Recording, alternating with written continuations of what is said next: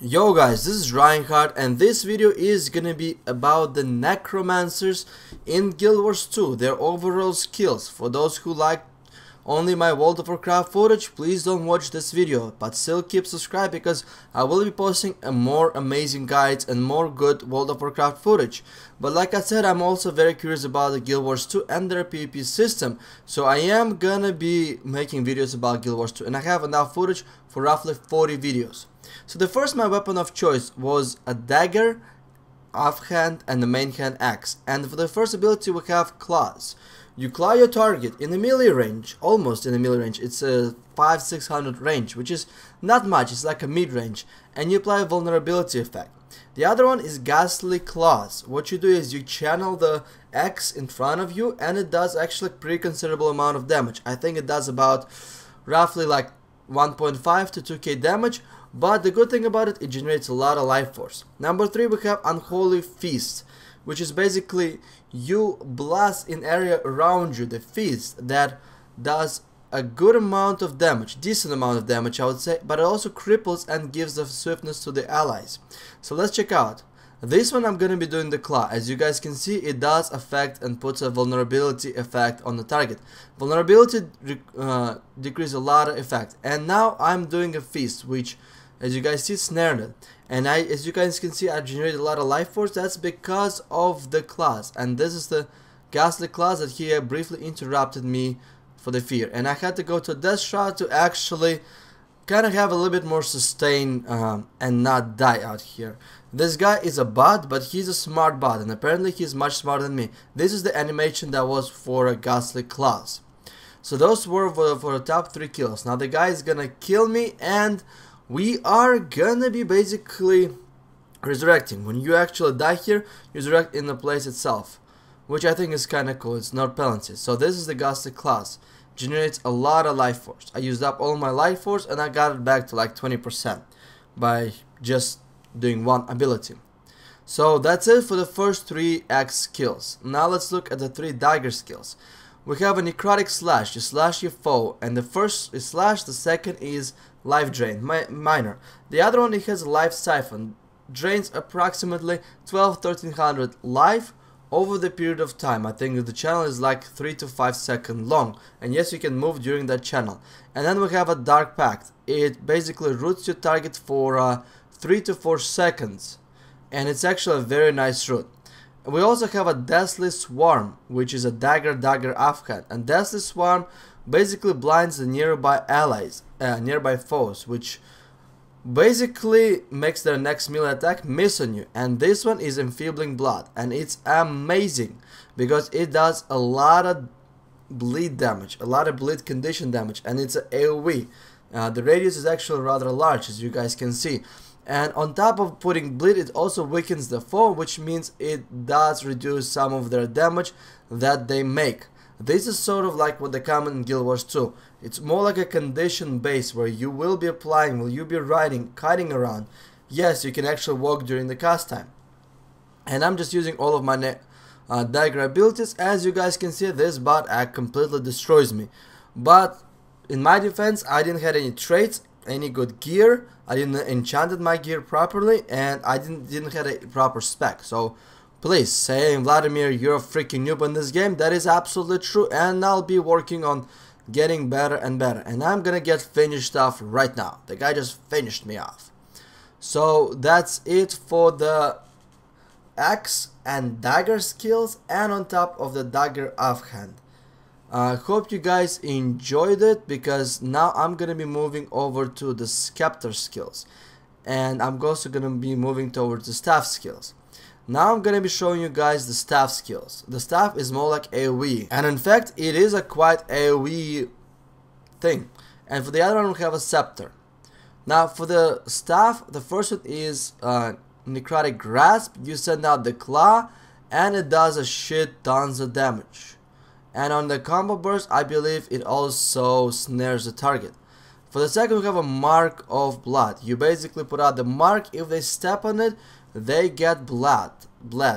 and their bleeding is pretty nice. And also for the allies who are standing in that mark, they also got some regeneration. For number 3 we have Chill Banes. It chills, making the recharge time for the skills longer, and it also poisons, making that plus the healing reduction. Next one we have is a Putrid mark, and this mark is very marky because it actually transfers all the conditions from the allies to the foe when it's triggered by the foe, and it's a rather large AoE. And for number 5 we have something really amazing. What it does, it basically, a person who steps on it becomes feared for 1 second. So it's a AoE placement mark for fears. As you guys can see, the staffs are definitely really effective in a group versus group fight where you can hit multiple targets with your marks, and the effects of them is rather good. It's not the game where the AoE doesn't mean jack shit and only thing that matters is a single target. No, in this game it's much harder to place AoE, but they are a whole lot more rewarding per se.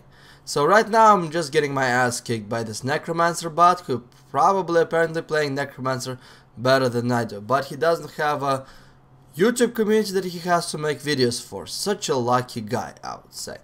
So anyway, let's move over to the next skills. Now for the Scepter, which is a top pick for the Condition Master Necromancer, meaning you applying shit on the dots, we have Blood Curse, which bleeds your foe. It does little upfront damage. The bleeding stack is actually very fast and very effective.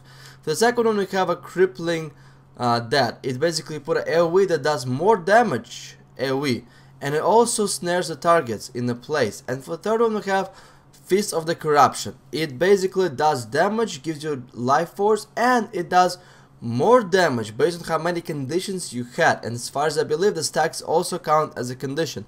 And yes, the bleeding actually stacks pretty rapidly. As you guys can see, I'm actually just gonna attack him with 1, try to build up as much conditions as I possibly can, and then do 3. The damage is not that big up front, but on the back end it's rather large. I mean, I was bled by like 20,000 over one period of time fighting against a Necromancer, and I was able to actually solo 3 people as a Necromancer later on, but that's when I actually found out what the hell I was supposed to be doing.